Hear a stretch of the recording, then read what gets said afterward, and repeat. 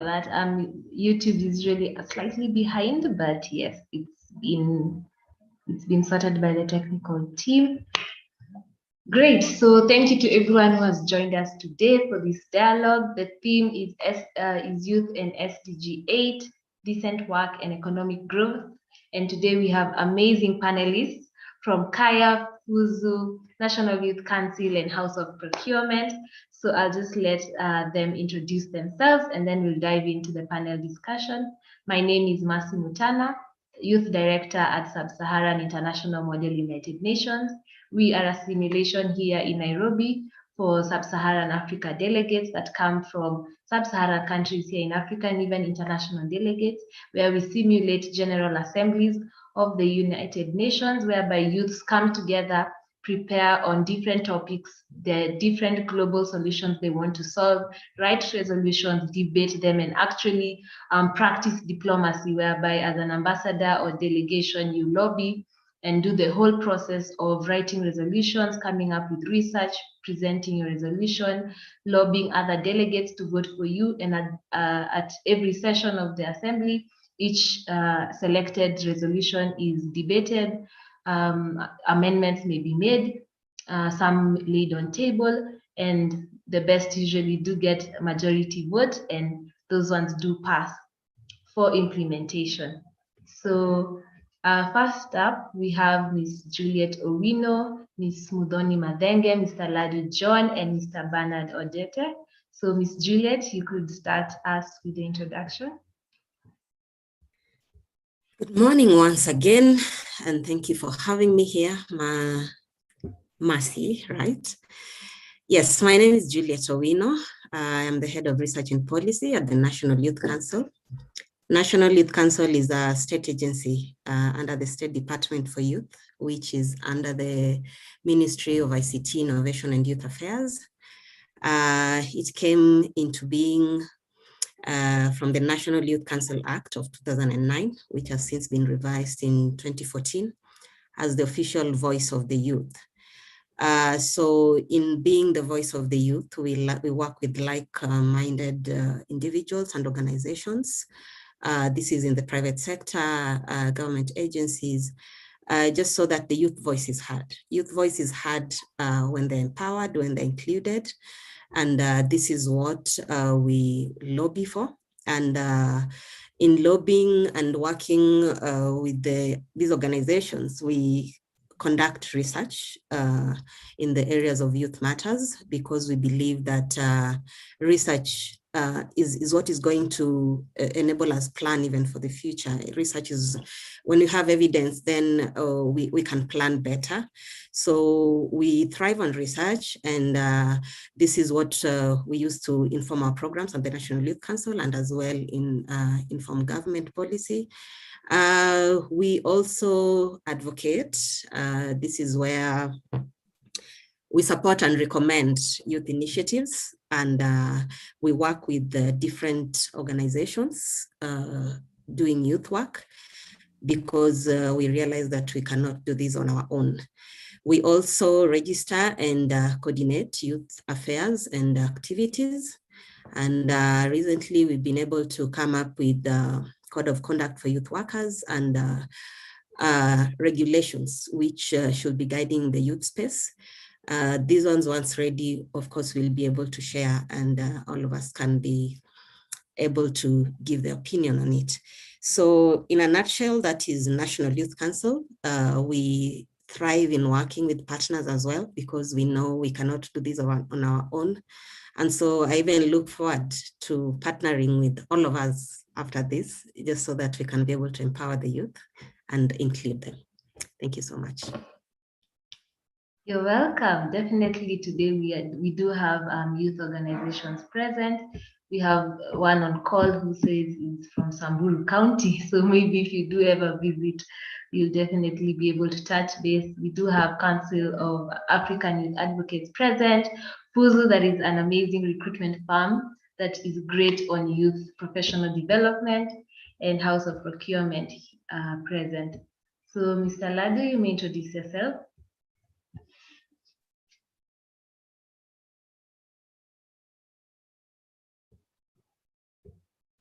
Thank you, and good morning to you all again. Thank you for having us here today. My name is Ladu John, as already introduced. I am a third-year student at Uganda Christian University Business School and Logistics Management. I happen to work with the Council of African Youth Advocates, which is a continental organization, multidisciplinary, multi-sectoral, that brings youth from different walks of life to advocate and lobby for their inclusion in different governmental and non-governmental policies, programs, and projects. If I can give an example, like tomorrow we shall be having a webinar of the sorts that we shall be discussing governance of the East African youth and East African affairs. Essentially, that is what Kaya is all about. I hope I can be giving you more information as we go through with the discussion. Thank you so much. Thank you, Mr. Ladu, who is actually from South Sudan and serves as the East African Regional Head at Kaya, East Africa. Ms. Mudhoni. Good morning, everyone. I hope everyone is keeping warm. I have a slight cold that is not COVID, I believe, so we are continuing on. As introduced, my name is Modani Matenge. I work at FUZU, so I'll just give a bit of background about myself. I work primarily with startups. I've been privileged to work in spaces where we are ensuring that we offer internet subscription to members of the community who cannot get the usual big names coming to their neighborhoods.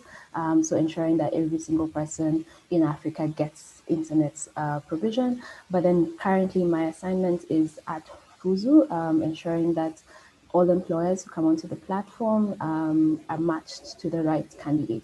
So a bit about FUZU, we are an online platform that has two parts. One is primarily focused on job seekers. We have more than 1.2 million job seekers across East Africa, and we're now venturing into Nigeria. Our main focus here is to ensure that job seekers get as much job content as possible, so both career articles as well as job recommendations, ensuring that you are actually matched to what you want to do in your career. But then secondly, we offer career coaching, where you get a coach that is able to walk you through what it is that you want to do with your life, what are your skills, what are your strengths, where would you actually thrive, instead of just, throwing applications everywhere. And then third, we offer planning content. This is both free and paid. We've gotten a lot of uptake in our free courses because you can do them at your own time and you can get a certificate at the end of it to ensure that you are more valuable to employers. So my assignment, as I said, is working with every employer who comes onto the platform, thinking through what it is that they want to hire for, what would be the right candidate, and looking through to understand what is the company culture, how would this candidate fit in, and how would they also bring value to the candidate, because I truly believe that employment is a two-way street.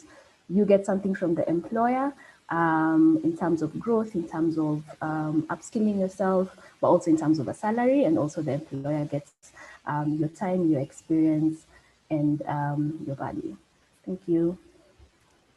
It's great to have you today. I can definitely vouch for the platform. It really has great insights, even personality tests, giving strengths and weaknesses professionally. So finally, Mr. Bernard, you introduce yourself. Thank you very much. I was having trouble with my video today. These computers, so I don't know where to allow it, so apologies for that.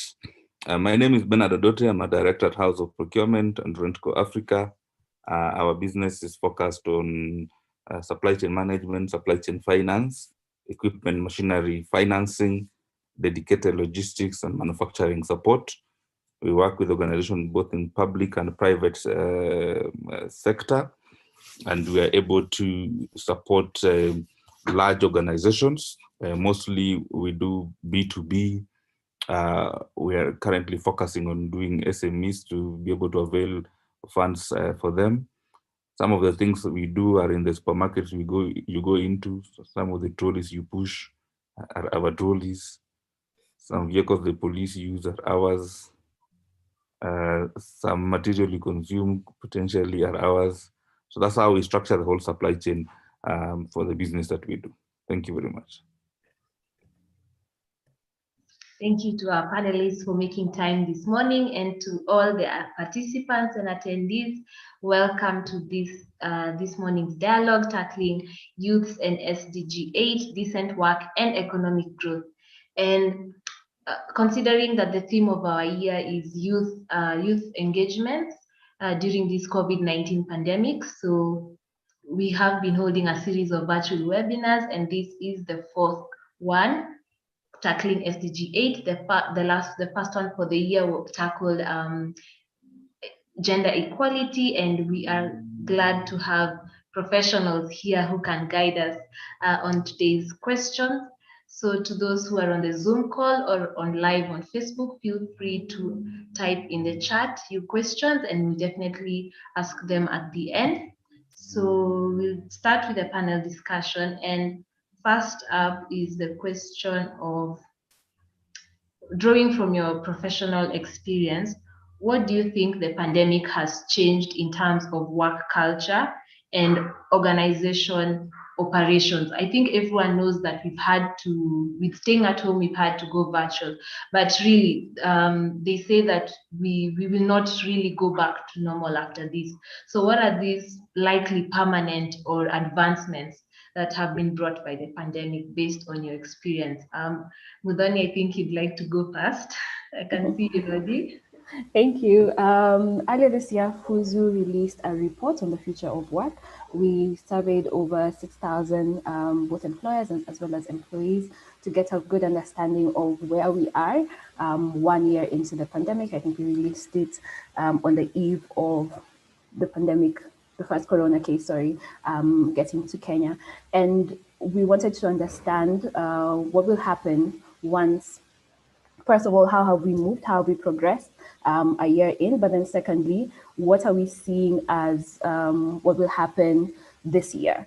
So in the last 1 year, we've seen, like you said, a lot more people moving to work from home. This wasn't the case across all industries, because as you would understand, some industries like manufacturing, like education, did not have the privilege to stop everything that they were doing and go work from home. This was also not the case across all professionals, because if you're in manufacturing, again, you cannot manufacture things from your house, right? You can't do it virtually. And so people had to stay at work. But then now moving into this year, we're seeing a lot more organizations going back into the office. But then once you have tasted, and I'm sure a lot of the people here who are professionals, once you have tasted working from home, to be honest, you don't want to go back. You don't want to go back to the traffic. You don't want to go back to seeing other people if you're an introvert like me. And so fewer, or rather more and more organizations are adding the term remote. If you're seeing it in some of the job applications or some of the job postings that we've had, they add this thing called remote, which means you can do this job from anywhere in the world. And then second, that means for employers that I no longer necessarily have to work with Kenyans or with Ugandans or with South Sudanese professionals. If I have a job and the salary is attractive to Kenyans, then Kenyans will apply. If I have a job and the salary, or rather the job does not require me to be in Nairobi and I can work from Kilifi on the beach, I will apply, right? And so that has been the case, that more and more employees are looking for roles that are remote, because again, we have tasted what remote looks like. I think the second thing that I will say there as well is that salaries have reduced, unfortunately. More than 50% of employers cut salaries, and that was in the best case scenario. We saw a lot of people being laid off. We saw a lot of people having to take having to be declared redundant. But in the best case scenario, your salary did not change, right? Or your salary was reduced.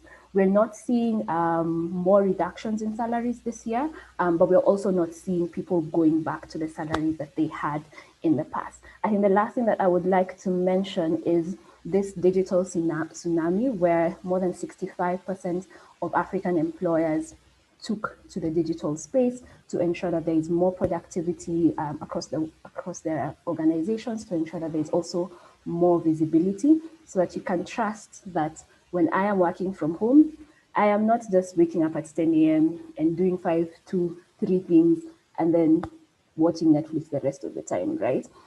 We are seeing a lot more conversational apps like Slack being taken up to ensure that even as you're working from home, you're able to converse with your employees. We're seeing, again, opportunities like Zoom. We had a webinar and we asked our employers, how many of you used Zoom before 2020? And we only had one person raising their hand, right? We have a lot more in the accounting space. More people are taking up things like Sage to ensure that your accountant does not necessarily need to have boxes of invoices and whatnot. All of this is done virtually. And this is even more the case across the globe. Across the globe, this is actually 90%. And so even as the discussion goes on for the professionals, either on YouTube or on this call, I'd like to hear what you've done in your own organizations.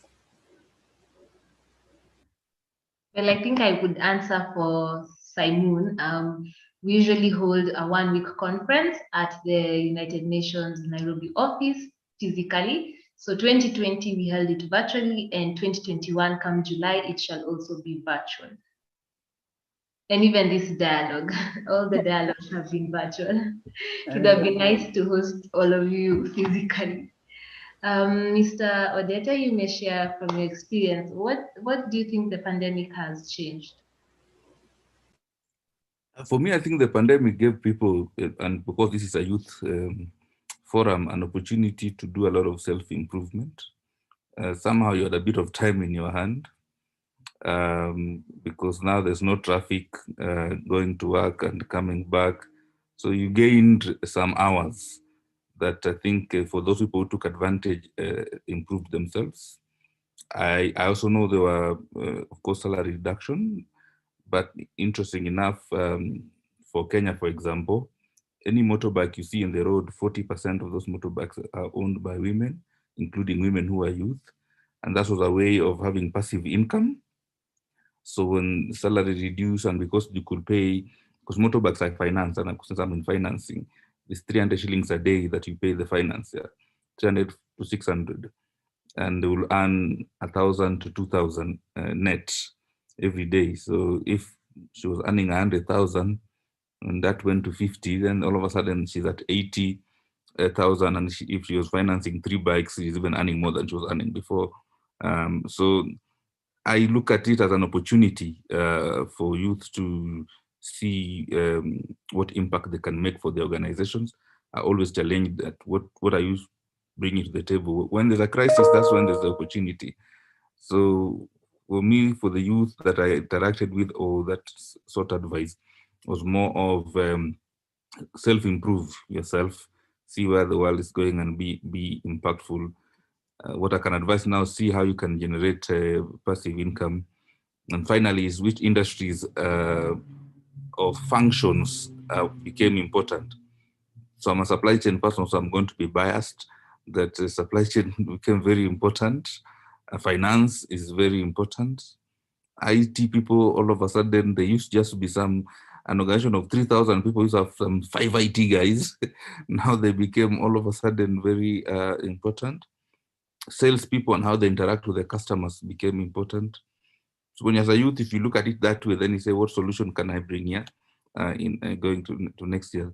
And some of those things can cushion you from a salary cut. Thank you. Thank you so much, Ms. Juliet. Thank you, Mercy. And I concur with Bernard and I concur with Mudoni.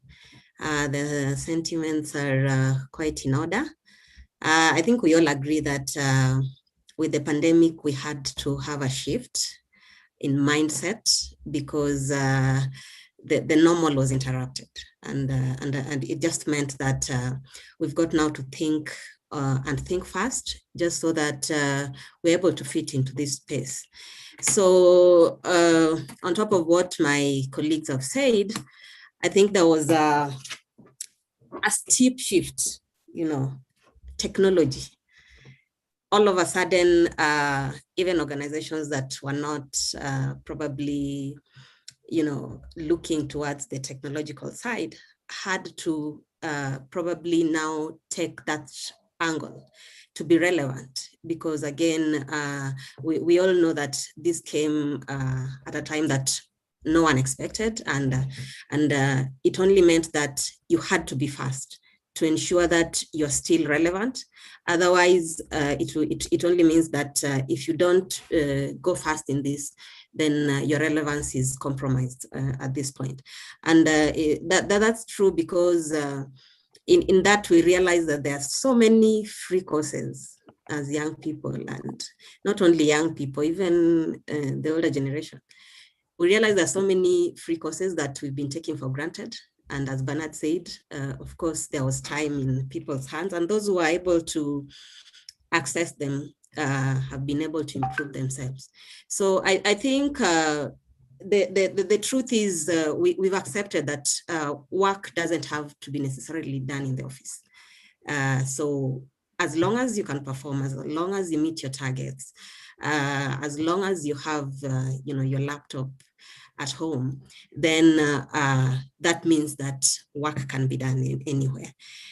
Even though on the downside, maybe as I speak for the youth, we must also accept that while we talk of having all that, especially the rural youth were much affected by this. They might not be able to access this as fast, but that one does not mean that they also look at it in a way that it will not be able to develop them. What is it that they've been able to do? Have they been able to get into activities that are keeping them busy in as much as they cannot go technologically at this point? So for me, it has been a shift, and it's a shift that we will have in times to come.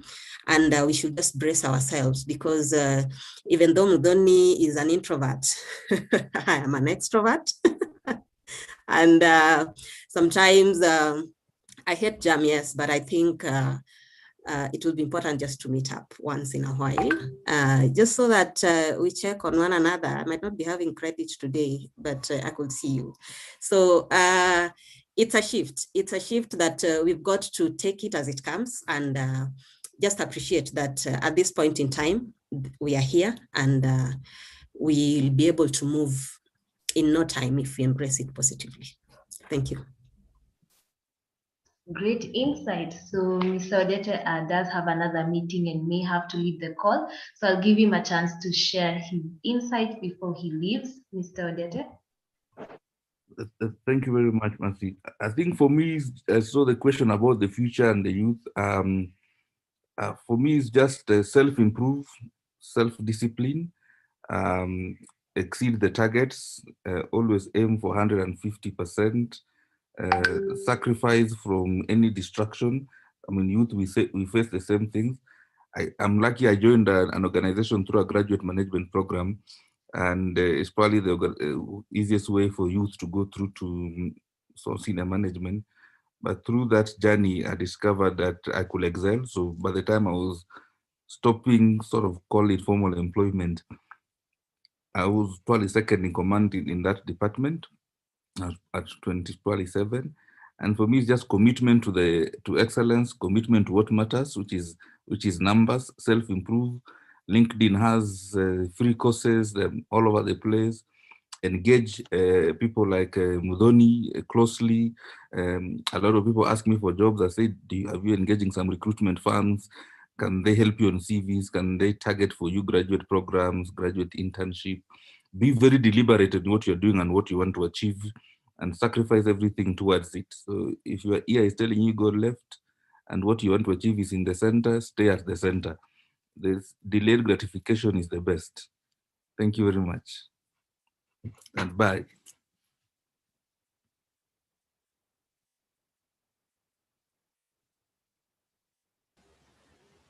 Mercy, you're on mute. Oh, sorry. Thank you so much for making time, Mr. Odete. And now, Ladu, you may share your thoughts on what the pandemic has changed in terms of work.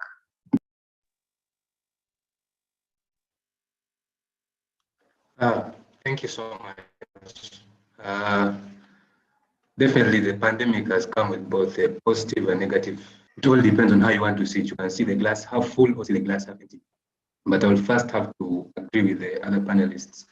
The pandemic on the upside has provided us with opportunities whereby the youth who have gotten time to really skill and reskill ourselves in all aspects, both in career and all the day-to-day kind of things we are doing.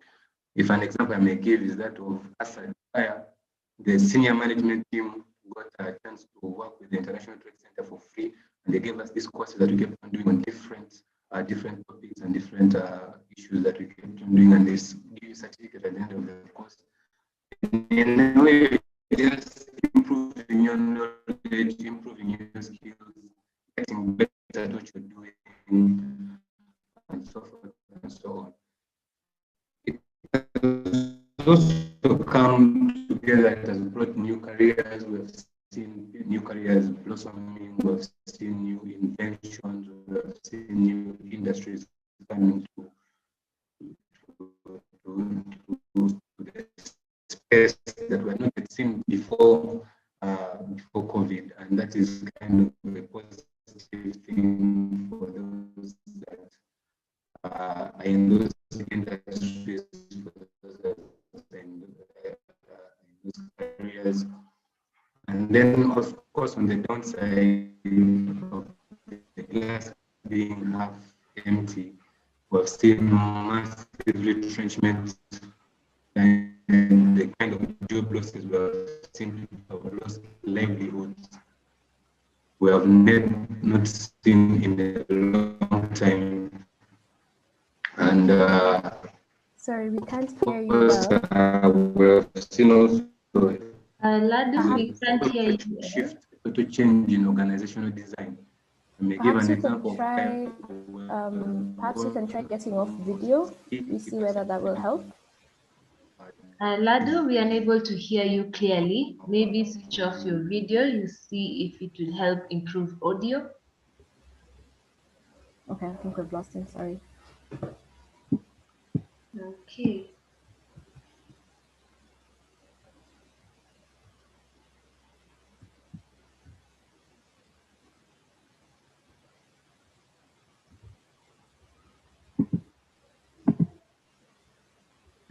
I guess they'll be joining us, but at least we were at least able to hear more or less that indeed the main shift has been change of work. Some sectors indeed did scale down, while others have been able to grow, and definitely with more time on people's hands, with commute being removed, definitely there's been more chance for maybe pursuing diverse kinds of work at the same time, or actually undertaking self-improvement courses, whether it's as a student or professional in the meantime.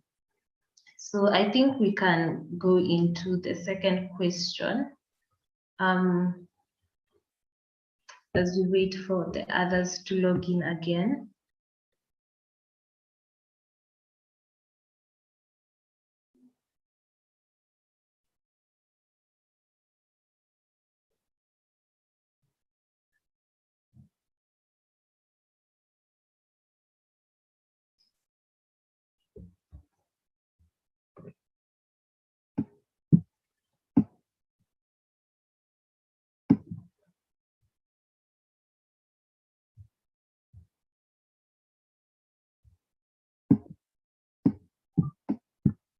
Okay, so we at least have Miss Juliet back.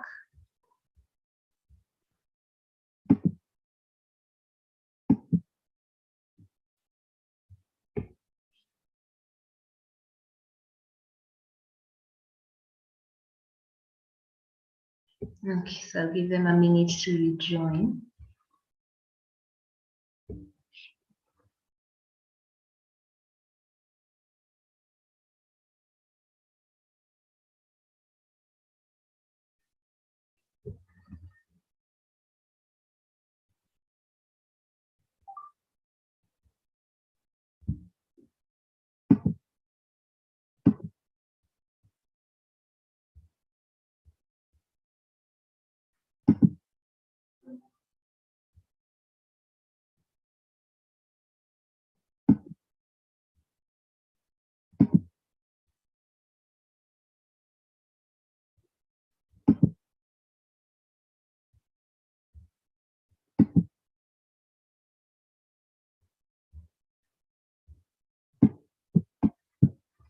Okay.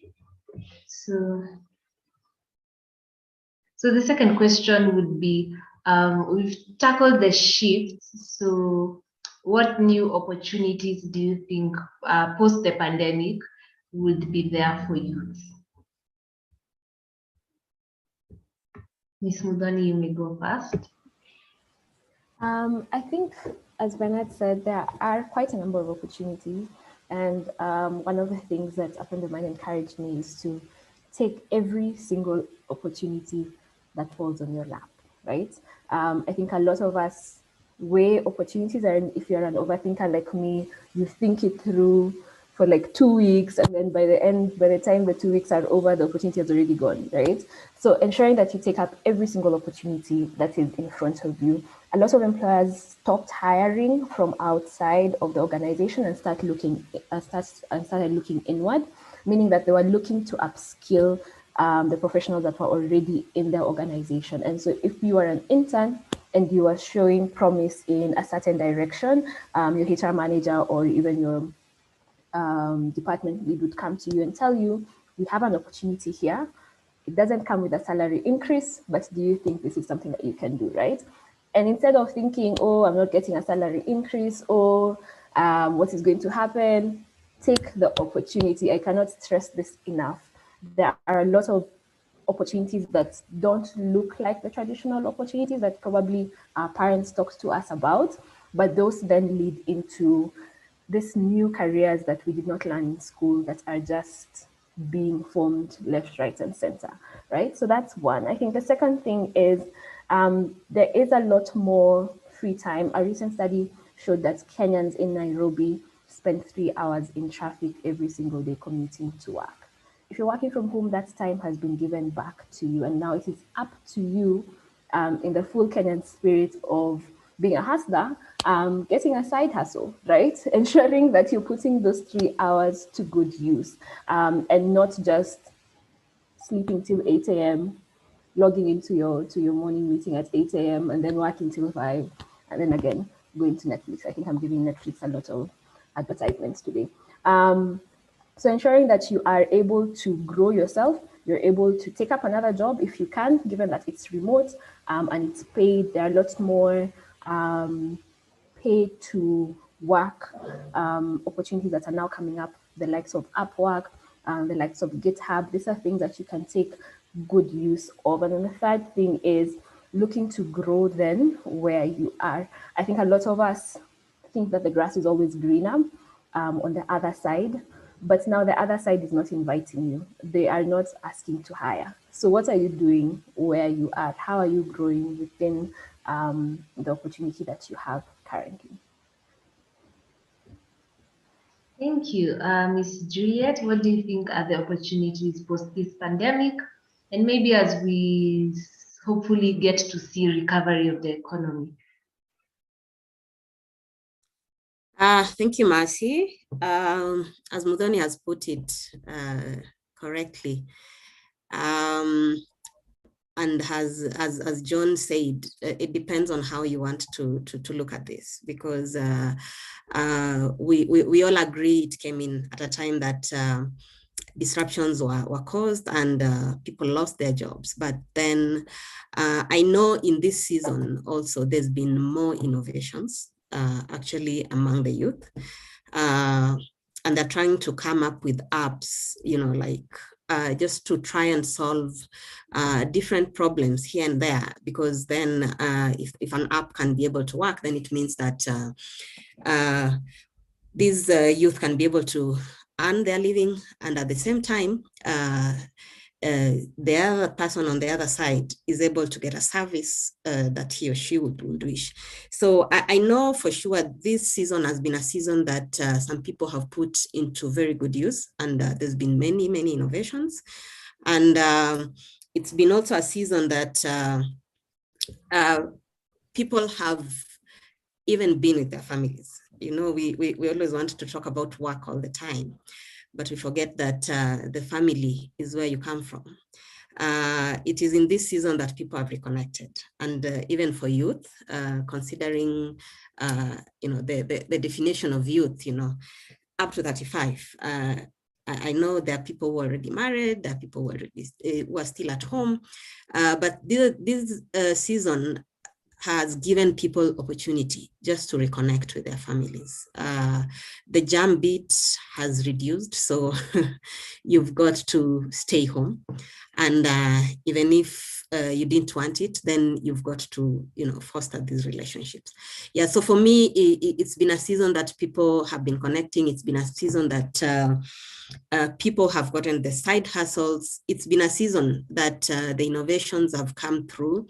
And, at National Youth Council, it's a season that we've also given the young people a chance just to showcase their skills. Last year, we had the Food Services Virus Challenge. And we invited young people just to come and let us know what is it that they can do in as much as the pandemic is here. What is it that they can do just so that a solution towards what we have. And all these activities are usually geared up to the International Youth Day. And even this year, we are having a Food Services Economic Recovery Challenge. And I know many people are listening. It is an opportunity also just to take up and showcase your talents, your innovations, because the government is now focused more on economic recovery.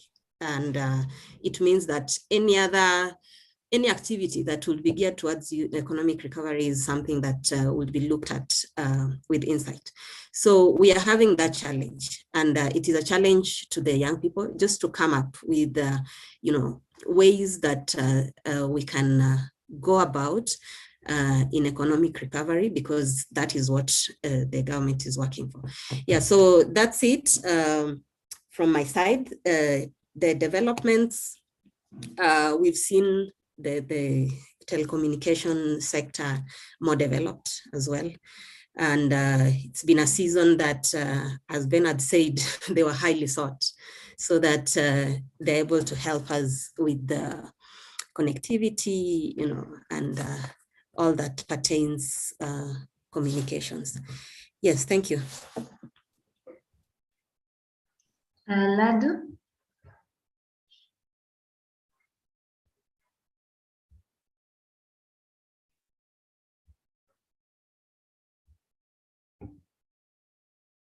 You may need to unmute.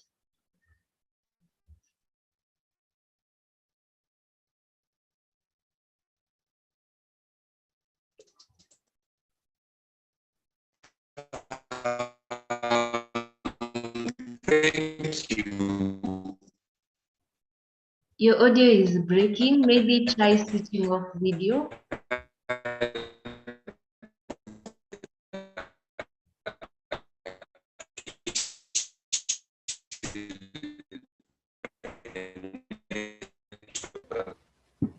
Marcy, perhaps as Ladu is trying to fix his connection issue, I can give a bit of feedback with regard to what industries and also what professionals are growing and are more after.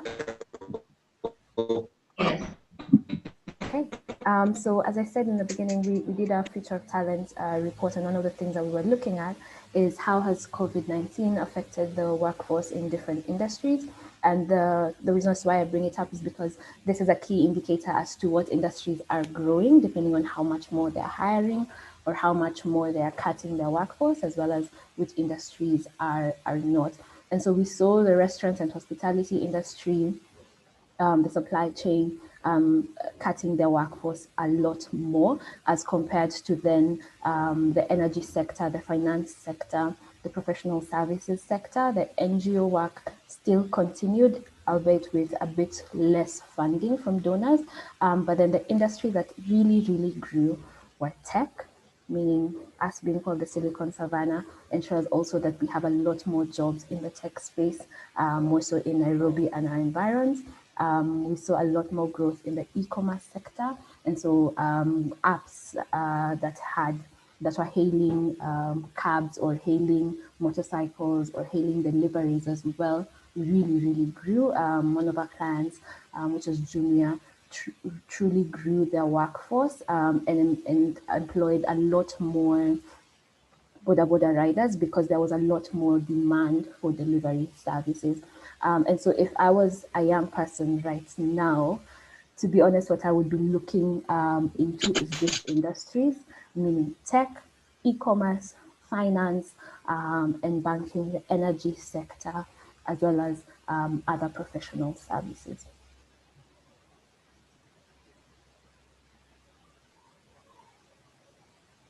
Great. Ladu, I don't know if you'll be able to speak.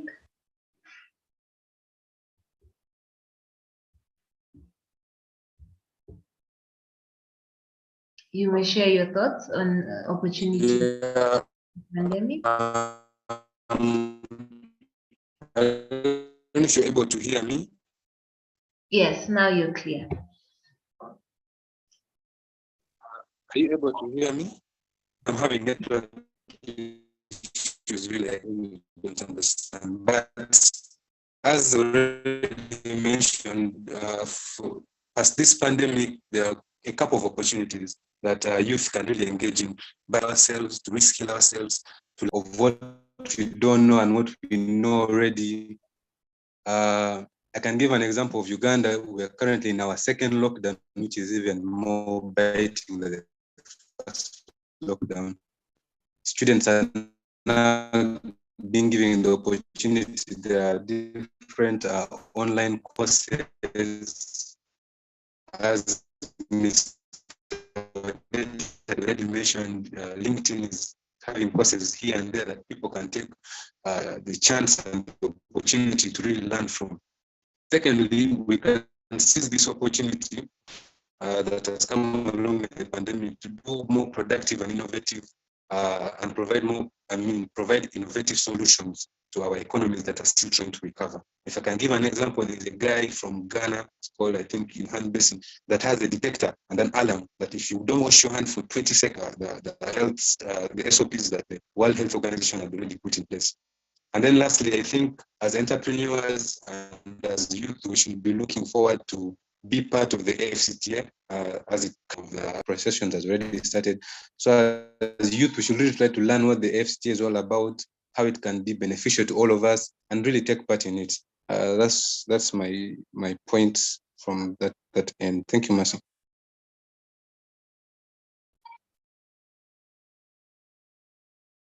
Thank you, Ladu. So the next question to the panel would be, having discussed the shift and the opportunities that are arising, how do youths position themselves at such a time to be able to survive? Because they say we're getting into a gig economy whereby it will be short contractual jobs. So navigating the whole shift from what we were used to, and the fact that some industries or some firms may never expand again, to take quite a while. So how do people position themselves to thrive actually in this pandemic? Juliet, you may go first.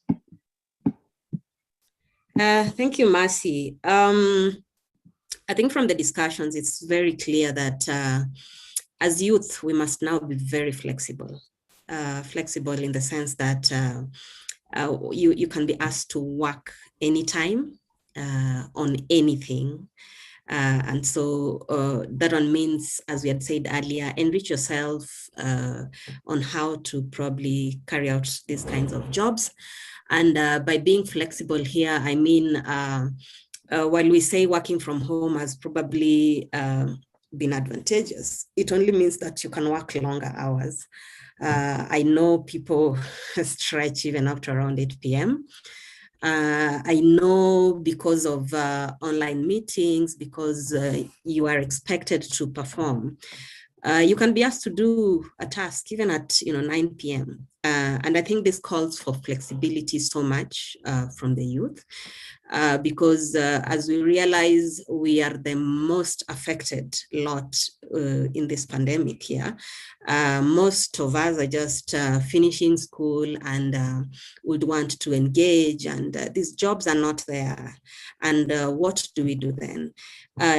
enrich yourselves and ensure that you're flexible, as I've said before, because it is in flexibility that you can be able to be, given more work. And of course, you need to perform. You see, unfortunately, the young people would want to take things for granted at some point, but unfortunately, you might not have the chance to do it, because when somebody gives you work, then it means you've got to perform. And as Bernard put it before, you've got to have the self-discipline. And self-discipline here means that you need to know what to do, where to do it, when to do it, how to do it, just so that you can be trusted, because again, it is in what you do that you can be able to get other opportunities. I think another thing that is really key for the youth is our mental health. And for sure, we can be talking about every other thing here, but if you don't take care of your mental health, then you're doomed. And for me, mental health is just ensuring that you accept that this is where we are at this time, but then what can I do?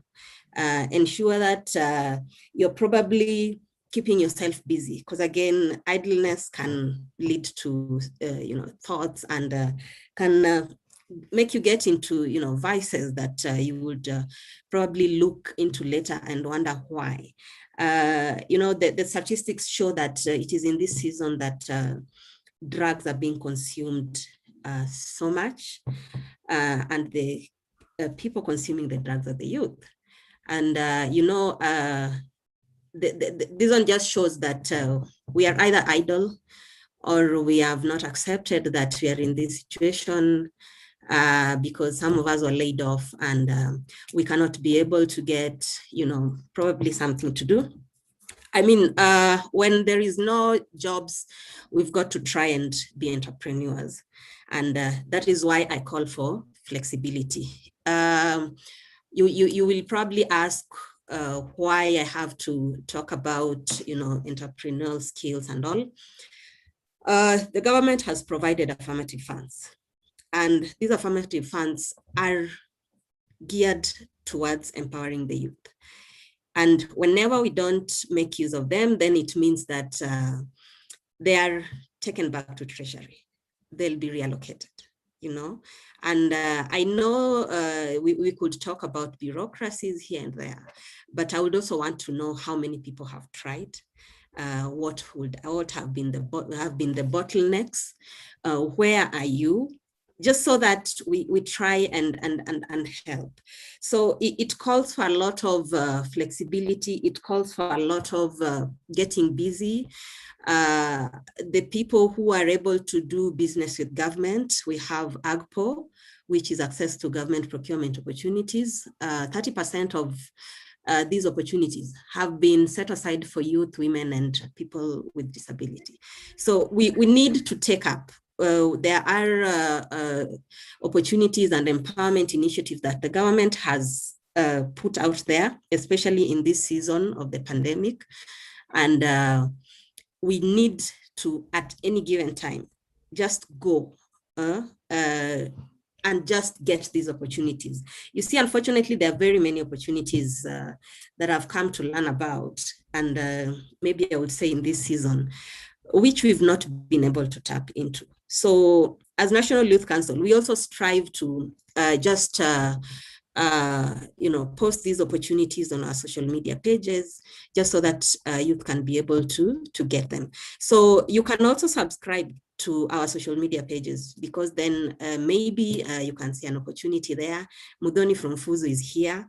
You need to make use of that. And it's more of accepting that this is where we are, and what do we do about our scenario now? Do we sit here and wait and hopefully be in a state that government will come and rescue us? We know very well that it might not be the case. We know that. So for me, it is, let us be flexible. Let us keep busy as youth. Be self-disciplined, because at the end of the day, choices have consequences, and as hard as that may be, it is the truth. So be flexible, take care of your mental health, and keep busy. Yeah. Amazing. Ms. Mudani, your thoughts on thriving in this pandemic? Yes, I think I'll move away from the points that I've been giving earlier on in the discussion to talk to the people who are looking for work. We started off by saying that a lot of people were laid off, and that also employers are now not hiring as much as they used to.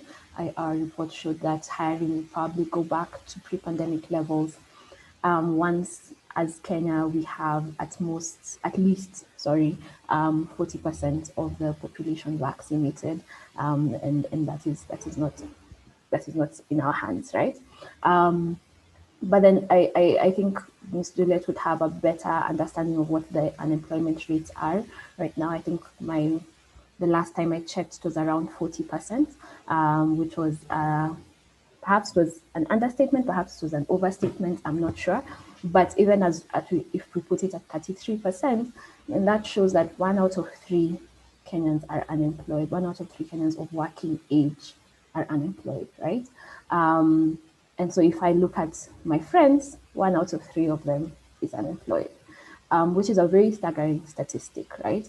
And so the question is, how do you, who is looking for work, or how do you, who has been laid off work, or how do you, who has just graduated and is now looking to get back, or rather to get into work, how do you find this work, or how do you maintain an upkeep? So I think one is to have a good understanding of what the industries and which professionals are being employed at the moment, not just in Kenya. I've talked about remote roles, right? And the truth of the matter is, globally, remote roles are there. I have a friend of mine we used to work together, and he found work in Ireland, working for Amazon. He is working for Amazon remotely, right? And so scouring the market, scouring Fuzu and other online platforms to understand what are the industries that are hiring. Second is we need to remove ourselves from what I did in school is what I'm going to do for work.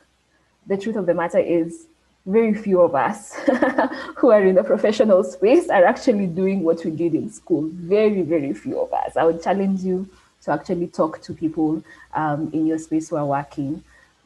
We aren't doing what we learned in school. And what this is calling for is, as Juliet mentioned, the flexibility.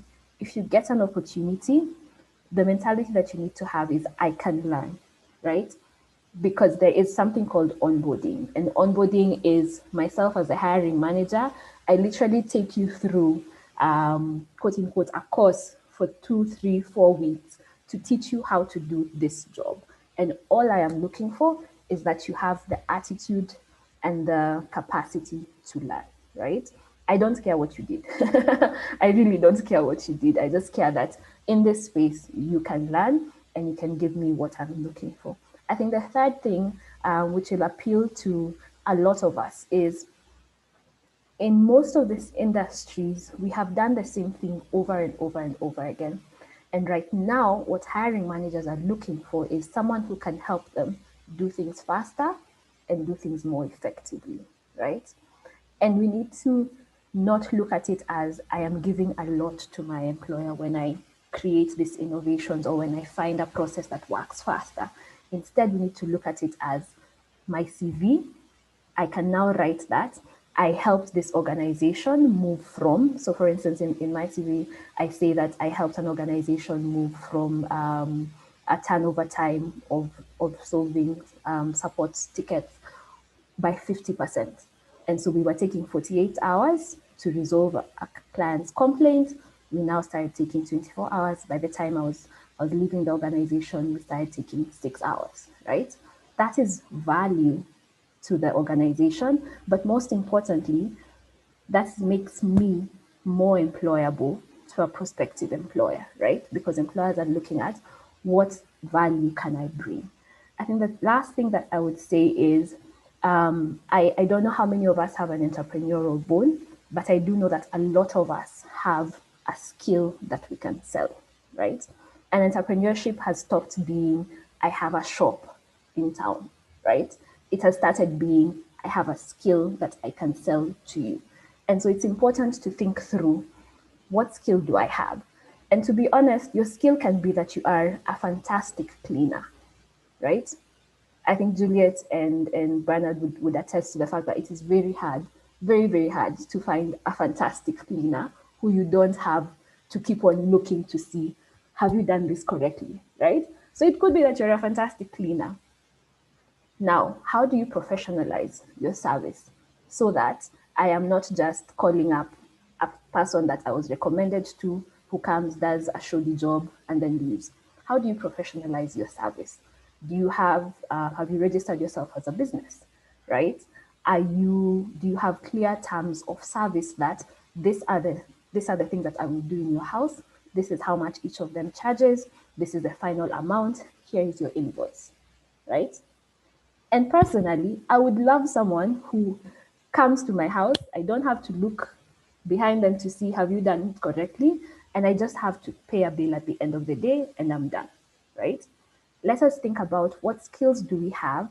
How can we professionalize them? And as I've said, there is a lot of content out there, not just on our platform, which is Fuzu, but also on YouTube, right? There's a lot of content out there of people who have gone before you and professionalized their service, have made it a business, are hiring other people, right? And are actually earning good money from it. There are lots of opportunities, for instance, at Upwork, right? Where you do, Matthew talked about the gig economy, where you do one thing, you're paid for it, you look for another. And that means ideally you have 3, 4, 5 gigs at a go. It's up to you to decide, can I actually handle all of them? Do I have the capacity to do them well, right? And once you professionalize your service and you gain a reputation of, I am doing this and I am doing this well, then you don't even have to invest in marketing. It is simply just that every single person that I clean for will recommend me to one more person, right? And that's how you grow a business. And so I would really, really encourage the 1 out of 3 of us who do not have a job to think through, do I have a skill? How can I better myself at it? How can I professionalize it? And if you don't know where to start, please, please, please reach out to me through Fuzu, and we will help you get there. I think, sorry, the last thing that I wanted to say is, Juliet mentioned about about persons with disabilities. We have also partnered with the National Council of Persons with Disabilities to offer jobs, I think, first to talk to employers so that they can do accessibility assessments in their own organizations to see what type of disabilities can they provide access to. And then second, to offer jobs specifically to persons with disabilities. And so when you go to ncpwd.fuzu.com, you'll be able to register with your National Council of Persons with Disabilities card, and then you'll see opportunities that are particularly set aside for persons with disabilities. Juliet mentioned that we have opportunities that we don't tap into. The truth of the matter is, on that platform, we have very few persons with disabilities actually asking for work, registering and applying for work. Yet we have employers who have looked through the hiring portfolio and said, I want these 3 jobs to be persons with disabilities, and I will not hire anyone who's not a person with disability, right? And so that is an opportunity that is there. Again, I'll repeat, ncpwd.fuzu.com.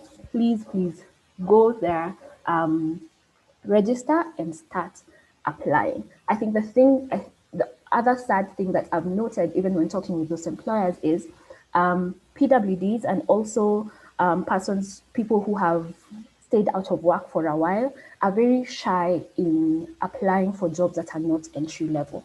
In fact, research by the National Council talked about how the higher you go in rank, the fewer persons with disabilities you find, not because the jobs have not been allocated to PWDs, but because PWDs are not applying. And so we need to believe that we have the capacity, that we are bringing in value. And even if we get in at a lower grade, or rather at a lower seniority level, we need to advance ourselves so that we can clinch these opportunities that have already been set aside for us. Thank you.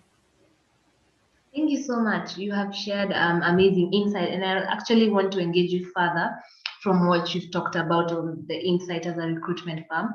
So one would be, you've talked about many people are not doing things they studied. I don't know how easily you can hack that. Okay, you're studying commerce and then now you apply to be a coder, or Yeah. you've never handled a camera and now you're going Yeah. into communications. Yeah. So I don't know.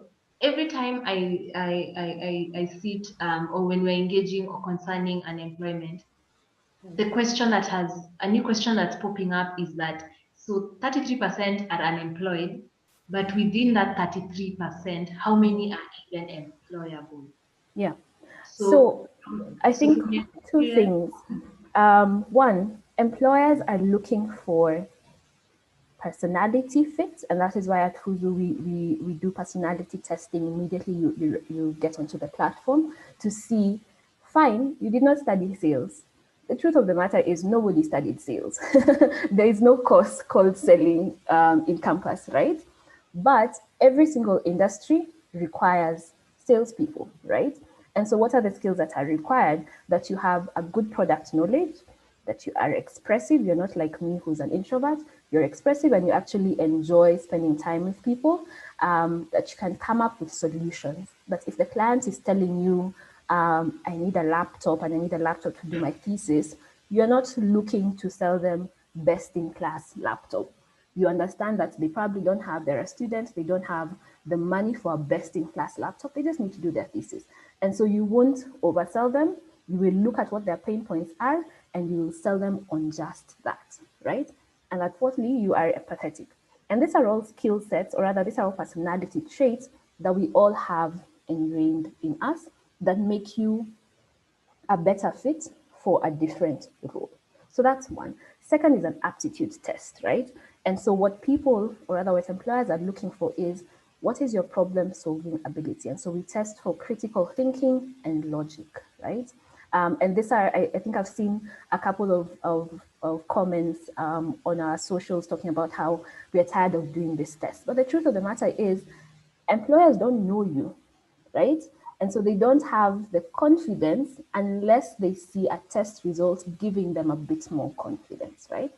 To your question, Marcy, about the fact that you studied banking and now you're in HR.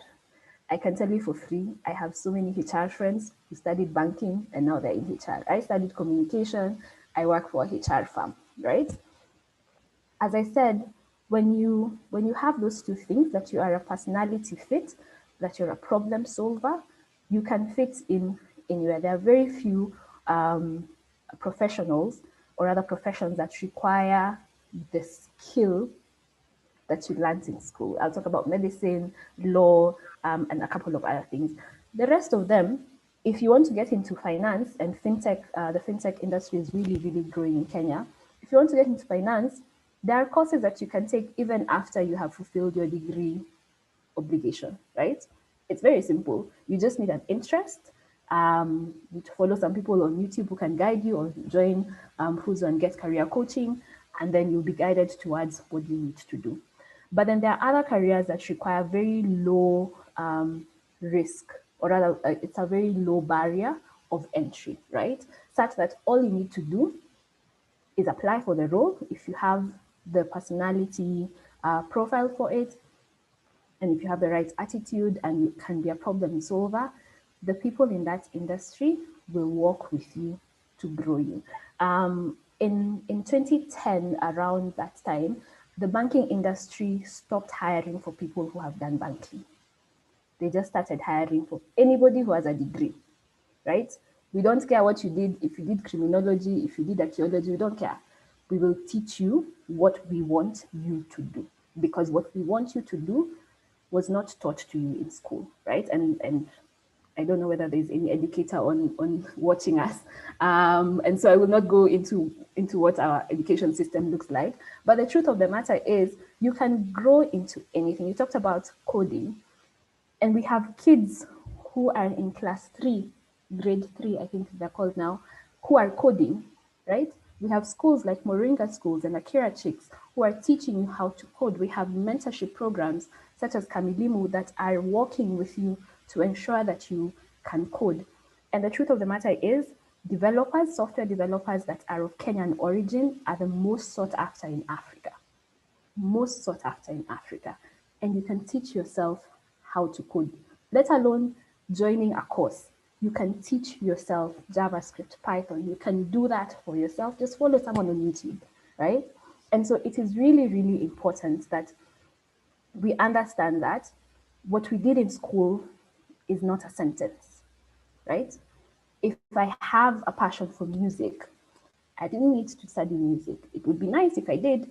It would be nice if I had parents who allowed me to study music. But guess what? I have a voice and I can sing. And so I'm singing, right? And so what we did in school is not a sentence. I remember when I was graduating from my undergrad, we were given the license. Was it the license? Juliet, if you remember, you tell me. We were given, I think it was a license. Yes, the powers to read. Meaning that what you have done is just, you've scratched the surface, to be honest. You have scratched the surface. You have now been taught, if you want to read, this is how to go about it, right? Hopefully, if you are paying enough attention, you have learned that personally, if I am in a classroom setting, I learn better, right? And so if I need to teach myself how to code, I know that by myself, I will not have the discipline to do it. I need structure. And so I will go to a course, right? If you learn that just by hearing someone speak, you gain knowledge, right? Then I'll just go on YouTube, right? I don't need to do a course. If you learn that by reading, you gain content, then I will just look for a whole load of books to read. And so you have been given the powers to read. It is now your personal responsibility to read. However it is that makes sense to you, in whatever field that you want to grow in, it is now your personal responsibility. And nobody, there's a powerful TikTok that I like and I keep on seeing my For You page. There's nobody who's coming to tell you apply for that job. There's nobody who's coming to tell you professionalize your skills. There's nobody who's coming. You're lucky to have this type of webinar, but guess what? After 12 p.m., I won't be there to tell you, hi, have you done this, right? There's nobody who's coming. And so we need to take up that personal responsibility that my life is mine. It's no longer my parents. They no longer have as much a say in it. My life is mine, right? And so it is up to me after this to think through my life. What do I want to do? If you have already thought through, fantastic. If you just need a bit of guidance, as I said, reach out to me. But then take the steps to do this. Great. And maybe the final question I'll ask you is, from all the research you've done, and then Juliet, you can maybe add on to the comments of Mudoni. So what have you seen based on how you've dealt with the workforce? Which are the roles that have been hardest to fit? And then which spaces do you feel people are not tapping enough into? Okay. So what I'll do is I will go through what are the roles that are being laid off the most and what are the roles that are being hired the most, right? It was a very interesting piece of research, getting to understand what are the roles. So first and foremost, IT software development is being hired the most. Customer care and support is also being hired the most. I've seen so many roles being advertised on the platform. A lot of these roles are also remote. And these are things that you just require product knowledge of. These are industries that, especially customer care, where the employer will really put in a lot of effort in training you, because customer care is not, you can have the skill of talking nicely to people and creating rapport, but it is the employer to guide you step by step on what it is you need to do to solve this problem according to their product or their service. Third is business organization and organizational strategy. So these are people who are able to come up with the strategy that the business is going into.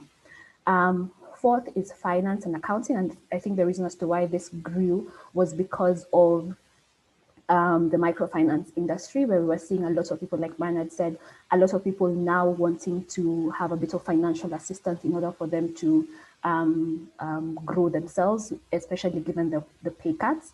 And so we, in Kenya, I was looking at statistics according to, I believe it was Bloomberg, where South Africa has only 4 banks. Kenya has 37. And that is not inclusive of all the mobile loan apps that are there, all the microfinance institutions that are there, all the fintech technology that is here, right? And so this is an industry that is really, really growing in Kenya. I think fifth is sales, because every single employer wants to grow their revenue right now, right? Because 2020 took a big hit on employers' revenues, and so there is a big push to ensure that there are a lot more salespeople. And actually, sales grew by 27%, and was the slightest slash. Most employers were not slashing their sales team; they were slashing other teams, but they were not slashing their sales team. And so, if I move into what roles are unfortunately being fired, one is admin and clerical, because if you're not in the office, you don't necessarily need an admin person. Second is the general management team. We saw a lot more departments being merged, right? And so instead of me having a team lead for every single sub-department in my department, I would just bulk them all together and let go of the team leads or absorb them into the teams themselves, right? The third thing is HR, unfortunately, because employers were moving to more digital solutions such as Fuzu to hire, and so they did not need as big HR teams as before.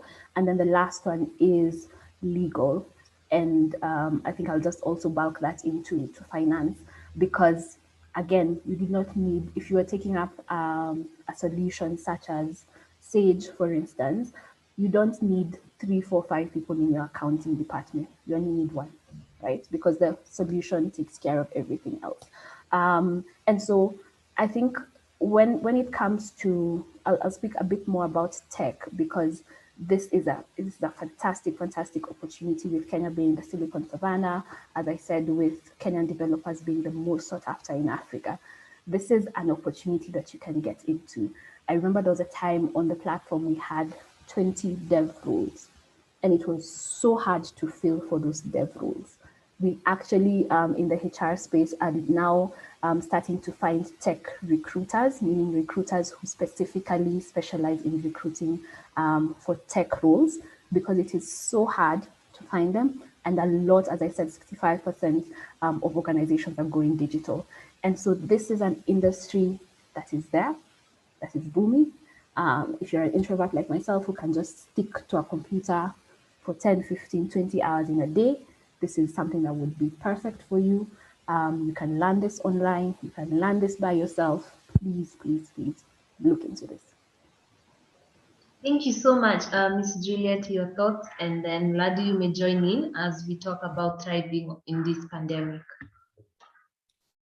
Yeah, thank you, Marcy. I think Mudoni has probably tackled it so well. And I know we might now be looking at it like, you know, if we studied these other courses that she's talking about as probably being laid off, and what then for us? And even going back to her initial thoughts,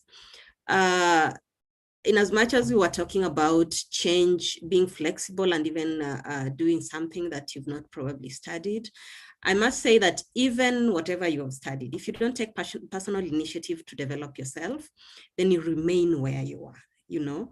And, you know, there are emerging trends every other day and emerging technologies.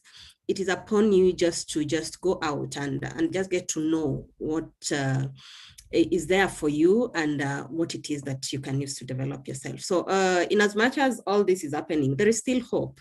Just you know, go in, enrich yourself. I mean, at the end of the day, we have virtual assistants and all, and they'll all be needed. But again, it's not just one skill.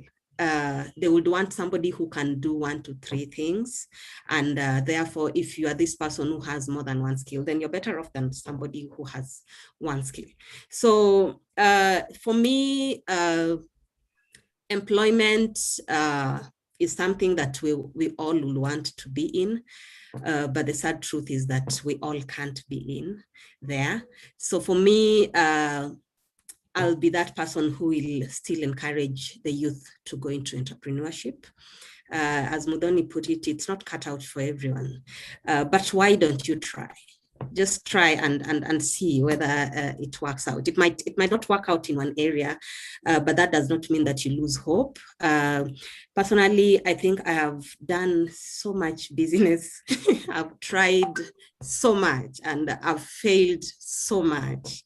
But you know, I've just been telling myself that there has to be something that I can do. There has to be something that I can do, and I keep trying. Anytime I find you know, an opportunity, I keep trying, and this has always helped me at least to get something on the side, even though it's not the easiest. Let's go out and try out the apps, the innovations that I was talking about.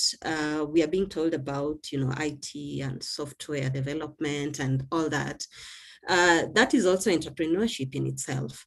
So, I mean, when you go out and you're able to have this app, and I know, you know, as youth, we are inclined into just looking at, but I don't have money, but I don't have the skill. Once you have this thought, you have a startup, there are organizations that are willing to hold your hand, you know, and just help you, you know, bring this idea into fruition. And even the SMEs that come up, there are organizations that are just willing to train and hold your hand, you know, and just become a better person. So it might not be easy as we are saying it here, like, you know, it's just a matter of going out here and getting these people. You've got to go out. You've got to look for these people. You've got to, you know, read wide. You've got to network. And that way, one day you will look back and say, oh, I moved this way and I was able to get this. So in a nutshell, yes, employability in certain areas are there. Certain areas are being scaled down. But at the same time, those people who persist are also able to thrive on entrepreneurship. So let us look at it both ways, because we all know that employment has been scaled down. We would all want to be employed. But as Bernard put it, he's out of employment because that is what he wanted. Some of us might not want to be out of employment probably at this point, or might want to get into employment. Yeah, but we now have just to accept that there are days that and times that this employment is still not there. But then what do we do? I've seen somebody comment, I think it's Eric, you know, that the affirmative funds are inclined to politically correct youth. I would probably want him to just expound. And I know what he means by politically correct. And I would want to say no. Yes, sometimes you might want to look at it that way, but what have you done? How much more have you persisted? How much more have you pressed on, just to be sure that you know, this is for politically correct, and so that if you're put to task, you can be able to, you know, just say. So I think, in a nutshell, let's keep trying. You might miss it today, yes, because of 1 to 3 things, but have you tried again? Have you looked at ways of fund then? Because maybe EDF is acting up. Have you looked at ways of fund? Have you looked at, you know, other organizations who are willing to, you know, fund startups? And have you been able to make use of the startups? Because we also know that there are youth who access these funds, and you know, the idea behind these funds is that you've got to use it, empower yourself, you know, pay it back so that other youth can also benefit. But we also know that there are youth who've not been able to pay back. And you see, sometimes it makes administration of this fund a bit hard. So I'm just saying that let's keep trying. Let's not just dismiss everything. And I know you've also talked about internet connectivity in the rural areas. The government is trying to come up with empowerment centers, youth empowerment centers in literally every county, just so that we are able to try and connect, even if a few, as we hope that maybe every ward at some point will have a youth empowerment center. So it is something, I know when I'm speaking about a county, that is ridiculous because counties are huge. But you see, at least it's a step towards trying to create connectivity within the country. And let us just tap into the opportunities that we can. And of course, that is taken into consideration. What other things can you do if not with internet? Agriculture has been something that, the youth have shunned away from for some time now, because of course, of the obvious, we would want to have white collar jobs. We've gone to school and all, yeah. But you see, at the end of the day, food security is key. And it's one of the big four agendas of Kenya. And the president is really working hard to ensure that this is achieved. So as we move towards probably even connectivity, have you tried agriculture? You know, and in trying agriculture, agricultural activities, have you been able to probably sell and all? So just as we had said earlier, let us just keep looking for solutions in the scenario we are in at the moment. Yes, thank you, Mercy. Thank you so much, Mudhoni and Juliet. So Ladu, maybe you could share as we close concerning thriving in this pandemic, and maybe some insight you've seen from the Africa Free Trade Agreement. What are the opportunities opening up in Africa? All right, thank you. Miss Juliet and Ms. Mudhoni have really taken up and have discussed thoroughly what youth can do to thrive in this COVID-19. We have realized that COVID is a situation that we have to keep learning as it comes. It has provided a moment of agility or fragility. Fragility in terms of, as youth, we really need to protect ourselves as the first step. Before we start looking at how we can thrive, we have to be safe. We have to protect ourselves from the virus itself. And then agility, as Juliet already mentioned, we need to be flexible in whatever we do. Because now it is no longer a matter of employability. We have to look into other departments. We have to try and diversify as much as possible. I would love to second Miss Juliet when she talked about entrepreneurship. I think entrepreneurship is one of the best ways to go. Of course, you'll try and fail. I like to call myself a serial entrepreneur. I have tried and I have failed as many times as possible, but still you have to keep on trying, because one day X, maybe you'll get that particular opportunity that will work for you. There are incubators now. We have, for example, in Uganda, we have incubators and accelerators that are taking in entrepreneurs with just ideas. You don't need to have a fund. You just need to have an idea of what you want to do. And these incubators and accelerators can take you in, mentor you throughout the whole process of what you want to do, and, you know, try to bring your idea to life, try to bring your idea to a reality at the end of the day. We have such incubators and accelerators such as Tech Bars, such as Innovative Village. And for those in Uganda, you can really try and get to these people and they will help you at no cost, at really no cost. Thirdly, we have to have a total mindset shift as the youth. We have to understand that at the point where we are now, it's no longer how it was in 2019. So we really need to change our mindset and know that we are here for ourselves. As Mudhoni had already said, no one is coming to save us anymore. There is no particular company X or Y that will come and say, I'm looking for this and this and that. We really need to skill ourselves, as I already said. We need to gain as much knowledge as possible. There's that famous saying that always a student, never a master. So at this point, we really need to just keep learning and gain more soft skills. I try to get mentorship from people who have done it before and who can help us to get to where we're trying to get to as youth. And if we try to put all these things into perspective,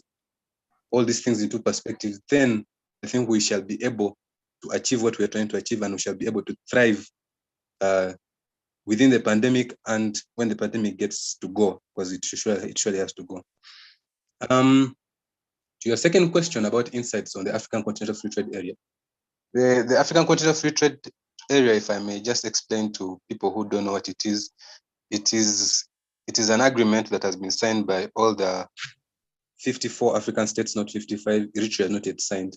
All the 54 states, and what they're trying to do is to have a single African market with about 1.3 billion customers and a GDP of almost 23 trillion US. And so we have about 36 countries that have ratified.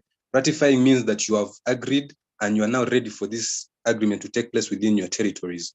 So in East Africa, I may say all the countries have ratified apart from South Sudan. So that gives us an opportunity as entrepreneurs, as youth, to really engage as much as possible with our neighboring countries. If you have your goods that can move from Kenya to Uganda, from Uganda to South Sudan, then it's all possible right now. So as I already said earlier, it is time for the youth to really try and understand what the AfCFTA is, what it will do for them in your particular fields. You might be in cosmetics, you might be in IT, you might be in healthcare. Try to find out what this agreement can do for you, can do for your particular sector. Secondly, the COVID has a bit disrupted the AfCFTA because of the border restrictions and the testing that has to be done at border points. For example, right now, Uganda is on lockdown. We really don't have much entry of business people into the country. They're only allowing tourists to move into the country, and only not domestic tourists, only international tourists. Domestic tourists are not allowed to move around the country because of COVID. So the AfCFTA is here to give us an opportunity to thrive, as we are. That is the thing we're all trying to do. We're trying to thrive. We should just take as much time as possible to understand what it brings to table for your particular sectors, because it comes and comprises. How do I say this? It provides a chance for each and every sector and discipline in the working space. Thank you. Amazing. So I think I'll just read a few comments from our participants. So the first one, for those who are asking for the link for Fuzu, you just search fuzu.com. I don't think, do they have to put the www or just fuzu.com is fine? Okay, so fuzu.com is fine. The National Youth Council is quite active on social media, Twitter, Facebook, Instagram. So do follow their pages. I think I usually do see a hashtag #IkoKaziKE at times, and also advertisement of the different works of your partners. Concerning the Africa Free Trade Agreement, and to learn more, you may follow Council of African Youth Advocates, and also you can check out Africa Connect. It's actually a great website. There have been many opportunities from 2020, and even currently there are calls for applications for innovators and different other segments of work for youth, competitions as well ongoing. So definitely something to look into. Concerning, there's also a comment concerning the youth spaces.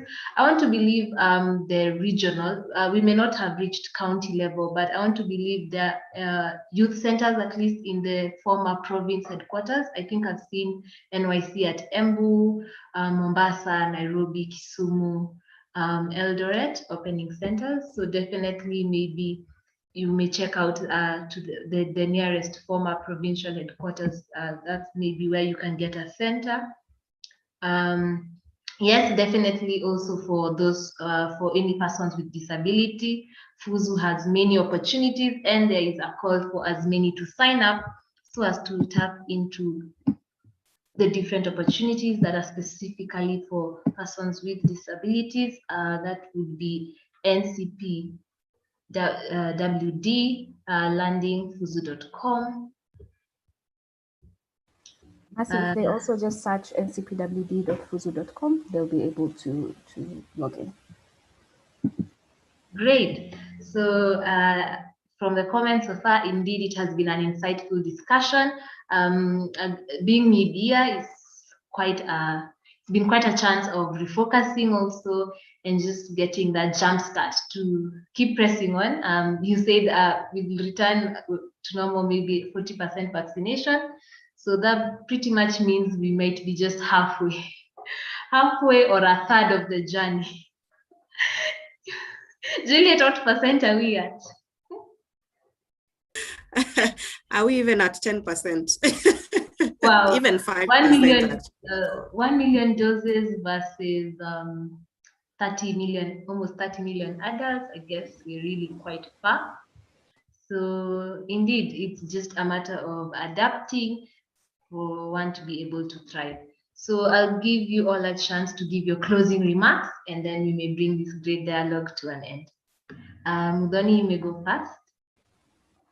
First of all, thank you for the opportunity to come in and speak. I hope that I've been able to reach a wider audience because we at Fuzu are interested in offering opportunities, and so any opportunity that I get to ensure that people have access to the opportunities that we have will be fantastic. I think what I would urge my panelists as well is, in ourselves and in our organizations, we have this information, right? But it doesn't go out, unfortunately, right? We come here and we say there are so many opportunities, and then the person watching us is like, but where? Where am I seeing them, right? Because we, as Kenyans, we have this thing of hoarding information. We have so many free apps on social media, on Instagram, on TikTok, on Twitter, where we can share this information, and we can share it step by step, right? Because I think a lot of us, for instance, know we should be investing, but I don't know who am I looking to talk to in order for me to start investing. What is the step by step? And countries such as South Africa have a lot of YouTubers talking about what is the step by step way to own a car on a loan, for instance, right? For us as Kenyans, we hold the information.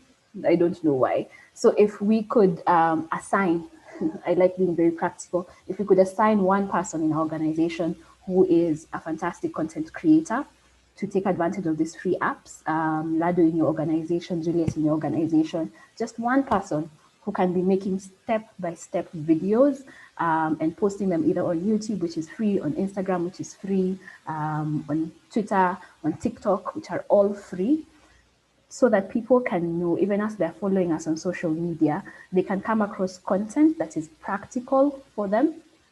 They can feel empowered to actually take these steps, and that they can actually now feel that they know how to do this, rather than us just saying that there are these opportunities. I think the other thing that I would laud SAIMUN for and encourage for there to be more of these dialogues to reach a wider audience, bring in as many panelists as you'd like, so that we can actually share out all the opportunities that we can see in our positions, so that we can pull a lot more people up. Thank you. Yes, indeed, these dialogues are a series, and actually the next one shall be the SDG health and wellness, tackling mental health, and we do hope to have NYC on board because you are big on mental health.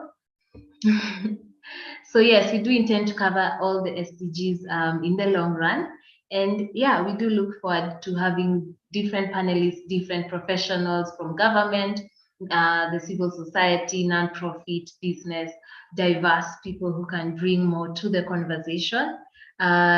In absentia, we thank Mr. Bernard Odete, the CEO and founder of House of Procurement, for joining us. He may not be able to give his remarks, but he has typed in the chat box that he is grateful and hopes to connect with more youth. Finally, we can have Juliet and then Ladu, and then we can close. Thank you, Mercy. And I'd also like just to thank you, SAIMUN, so much just for giving us this platform, just to come and talk, youth and decent, employment or rather livelihood seeking. It's been a session that I've also come to learn a lot of things. And you see, just as Ladu puts it, we're supposed to be always students. And there's always something new to learn every day. So I'm really grateful for this session. I've learned a lot, and I'm carrying out back to NYC just to ensure that youth are empowered.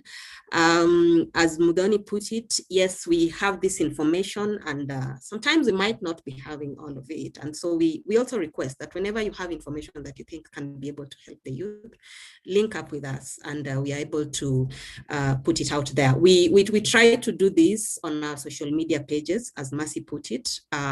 We have 4 at 4. We try to put at least 4 opportunities every day.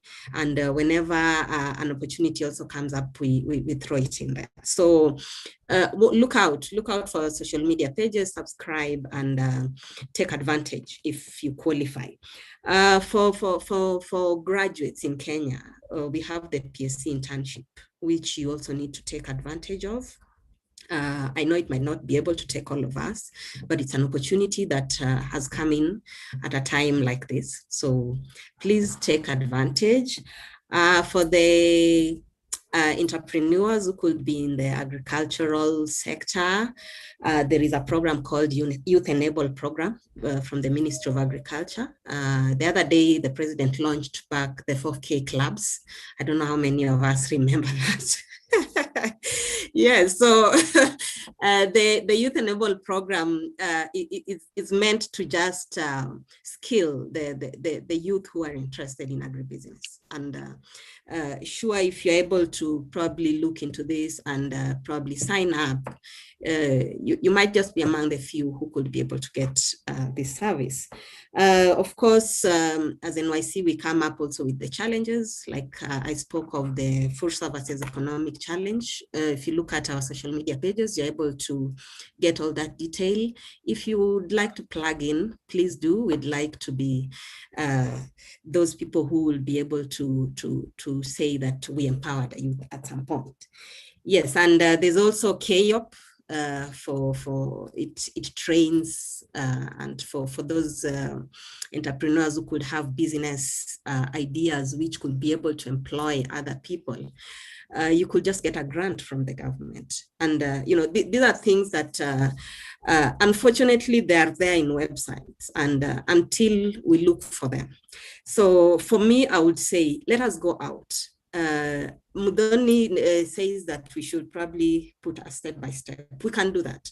But what if you don't go to the website and look for this step-by-step, way of doing things? So let's go out there. Let's be information seeking. Let's look at things positively. And in the end, I think for me, I always say we can never build a future for our youth, but we can always build our youth for the future. So the future with this pandemic, all that was planned probably is now not going to happen. But what can we do? Can we now be resilient as youth and try to tap into what is presenting itself to us? So thank you so much. I look forward to working with all of you, and feel free to reach out. Thank you so much. Thank you so much, Ms. Juliet, for honoring our invitation, and Ms. Mudoni. So finally, Ladu, you may share your closing remarks. Thank you so much. First of all, I want to thank you for having us here. I want to thank SAIMUN for this kind of very insightful dialogues. I've also just learned a whole lot of things from this shared dialogue. Being a student myself, I've learned a lot. I will second Ms. Muthoni's point of information. The information is really out there. It is just about us going to look for it. As Juliet has said, we might put the step-by-step information, but maybe if you don't want to get it, you won't get it. So you should really step out there. YouTube is there, as my mentor likes to call it, the University of YouTube. Whatever you're looking for, you'll find it there.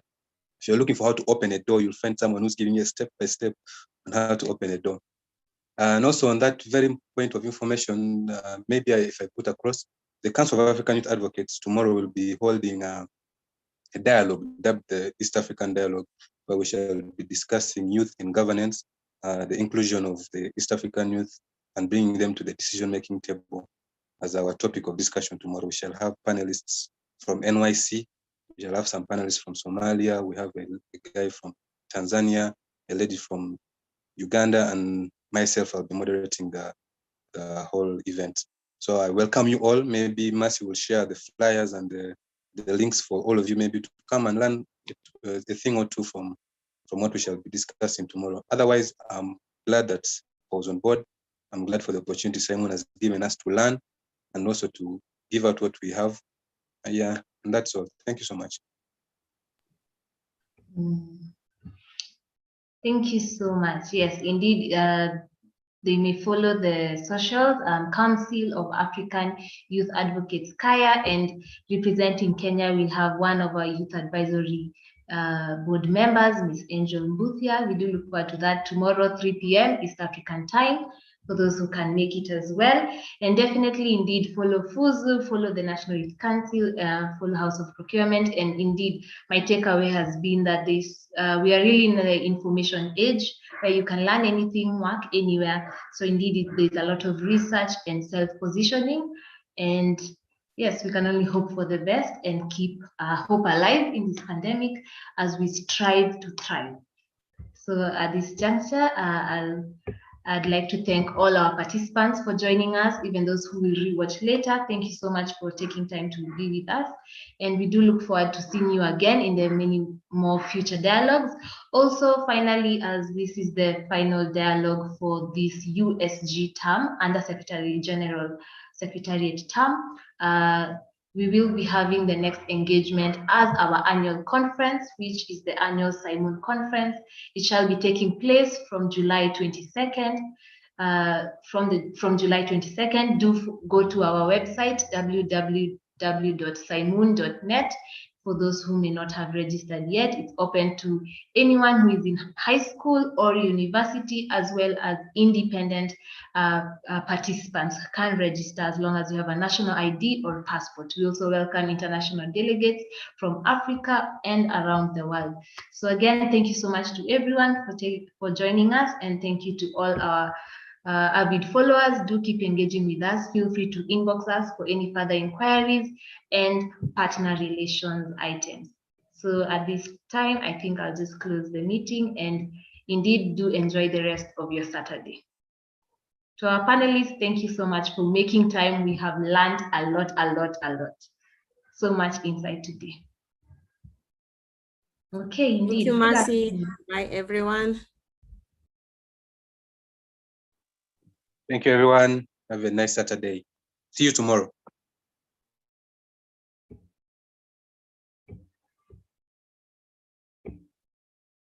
Okay. I will end the call.